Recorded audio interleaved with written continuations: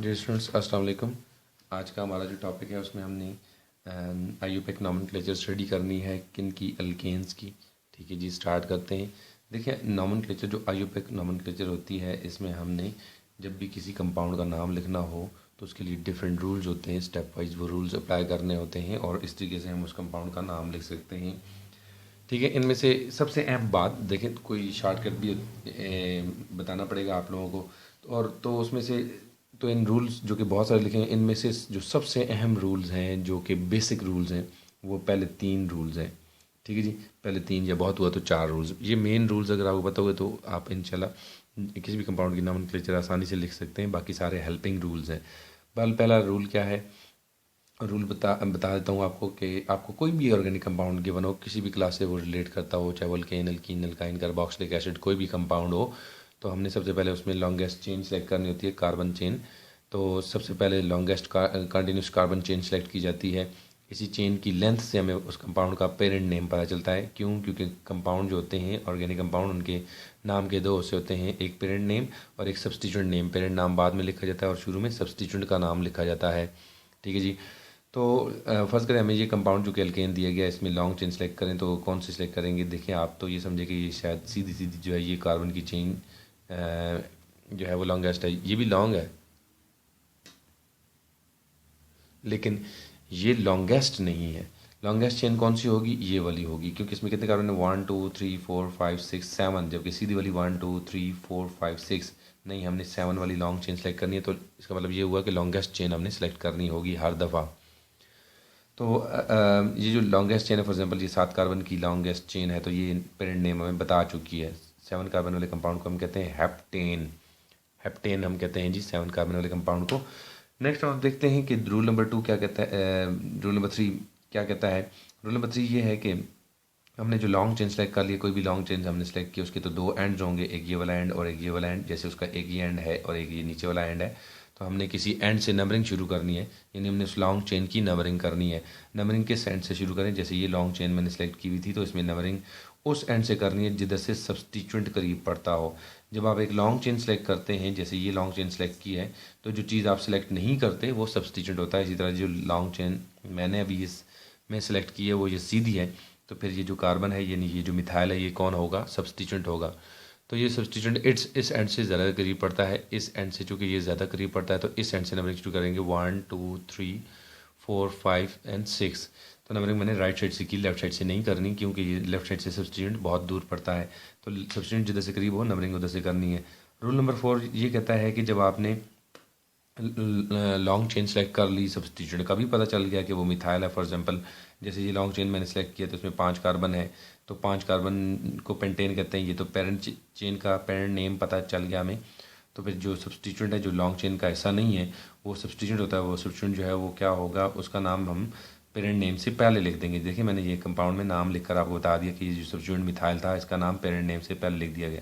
ये parent name है pentane, और ये सब्सटीट्यूएंट का नाम है मिथाइल। 1 कार्बन वाले को मिथाइल कहते हैं, 2 कार्बन वाले को इथाइल कहते हैं। अच्छा, तो फिर हमने क्या करना है कि ये जो सब्सटीट्यूएंट हमने लिखा होता है, इस सब्सटीट्यूएंट की पोजीशन भी शो करनी होती है। क्या शो करना होता है? पोजीशन भी शो करनी होती है।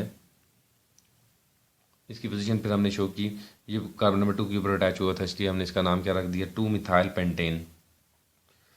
तो इस तरीके से इस कंपाउंड का तो भाई नाम मुकम्मल हो चुका है।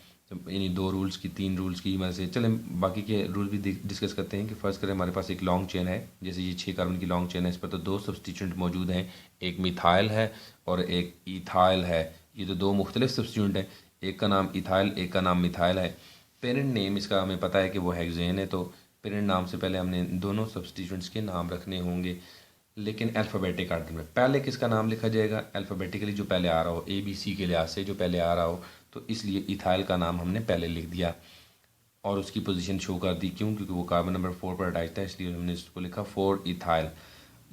मिथाइल जो है वो M से शुरू होता है, E पहले आता है, M पहले आता है ABC में, तो इसलिए हमने मिथाइल का नाम बाद में लिखा, इथाइल का नाम पहले लिखा।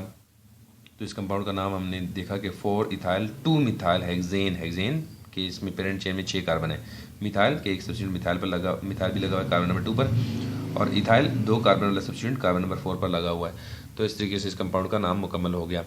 अब हम देखते हैं जी कि अगर हमारे पास एक कंपाउंड है और उस पर लॉन्ग चेन सेलेक्ट कर ली है, फॉर एग्जांपल हमने ये वाली, तो जो कि 5 कार्बन की लॉन्ग चेन है, पेंटेन हम इसको कहेंगे, लेकिन इस पर तो सब्स्टिट्यूएंट सारे के सारे मिथाइल हैं, एक मिथाइल ऊपर, एक मिथाइल नीचे और एक मिथाइल यहाँ पर लगा हुआ। ये तो तीनों की तीनों सब्स्टिट्यूएंट सेम है। अगर एक जैसे सब्स्टिट्यूएंट आ जाए तो फॉर एग्जांपल इस कंपाउंड में आप नाम ऐसे कभी भी नहीं लिखेंगे, कैसे मिथाइल मिथाइल मिथाइल पेंटेन, नहीं। तो आप एक काम करें आसानी के लिए कि मिथाइल कितने हैं, 3, मिथाइल का नाम लिखकर उससे पहले लिख देंगे ट्राई। ट्राई का मतलब ये होता है कि 3 मिथाइल है, ट्राई मिथाइल पेंटेन इस कंपाउंड का नाम होगा। लेकिन याद रखें हमने हर हाल में सब्स्टिट्यूएंट्स की पोजीशन शो करनी ही करनी है, क्योंकि अब सब्स्टिट्यूएंट 3 हैं, उनके नाम इकट्ठे लिख दिए गए हैं, एक ही नाम है उनका मिथाइल, तो ट्राई मिथाइल लिख दिया गया। तो हाइफन लगाकर, जैसे हमने यहाँ पर हाइफन लगाया था और पहले पोजीशन शो कर दी, यहाँ पर भी हाइफन लगाकर उससे पहले पोजीशन शो कर देंगे। लेकिन सारे के सारे मिथाइल जितने भी हैं उन सब की पोजीशन शो करनी है, चाहे वो एक कार्बन पर ही दोनों मिथाइल लगे हुए हों, यानी उनकी पोजीशन सेम भी क्यों ना हो, लेकिन वो डिजिट जिस पर वो लगे हुए 2 दफ़ा रिपीट कर लेंगे।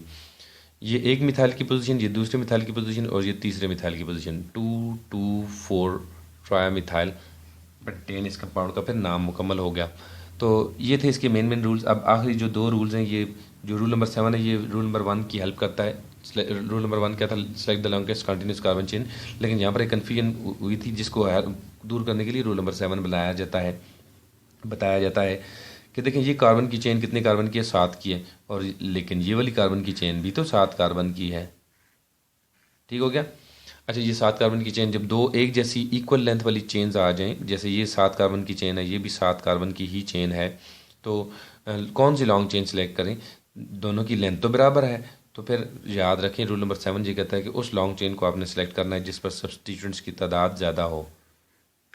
देखें फिर हमें ये सीधी सीधी लॉन्ग चेन सेलेक्ट करनी होगी, क्योंकि इस पर सब्स्टिट्यूएंट की तादाद कितनी है जी, 1 2 3 4, तो 4 सब्स्टिट्यूएंट। अगर हम ये लॉन्ग चेन सेलेक्ट करें तो इस पर कितने सब्स्टिट्यूएंट आएंगे, ये देखें जी, ये एक पूरा इतना बड़ा सब्स्टिट्यूएंट और एक ये सब्स्टिट्यूएंट, 2 नहीं, ये सब्स्टिट्यूएंट की तादाद कम है। तो इसका मतलब ये हुआ कि हमें सीधी सीधी लॉन्ग चेन ये वाली जो है ये सिलेक्ट करनी पड़ेगी। अगर सब्स्टिट्यूएंट ज़्यादा इस पर होते तो हम ये वाली लॉन्ग चेन सेलेक्ट करते, लेकिन अभी जो हमने एग्जाम्पल लिखी हुई है इसमें तो इस लॉन्ग चेन पर सब्स्टिट्यूएंट्स की तादाद ज़्यादा है। लेकिन ये रूल अप्लाई तब करना है जब चेन की लेंथ 2 हों और दोनों बराबर हों, जैसे ये भी 7 कार्बन की है, ये भी 7 ही कार्बन की है, तो फिर तब ये रूल अप्लाई करना, वरना तो पहले रूल से ही सॉल्व हो जाता था सारा प्रॉब्लम। तो इसलिए मैंने सीधी सीधी जो लॉन्ग चेन है इसको सिलेक्ट कर लिया। ये क्या है, हेप्टेन, तो इस पर लगा हुआ है एक प्रोपाइल कार्बन नंबर 4 पर, और और 3 लगे हुए मिथाइल, एक ये वाला मिथाइल, ये वाला। नंबरिंग हमने यहाँ से शुरू की है from right to left, 2 3 6 trimethyl, 4 ethyl heptane इस कंपाउंड का नाम हो गया।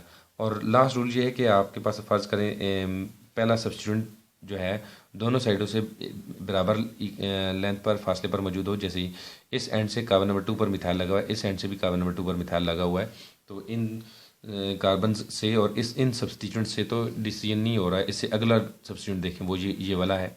चलिए मैं इसको सर्कल भी कर देता हूँ। ये सब्स्टिट्यूएंट अब इस वक्त डिसाइड कर रहा है नंबरिंग के 10 से होनी चाहिए। ये सब्स्टिट्यूएंट तो राइट साइड से करीब पड़ता है, क्योंकि लेफ्ट साइड से ये दूर पड़ता है, राइट साइड से ये करीब पड़ता है, नंबरिंग हम राइट साइड से शुरू करेंगे, 1 2 3 4 5 6।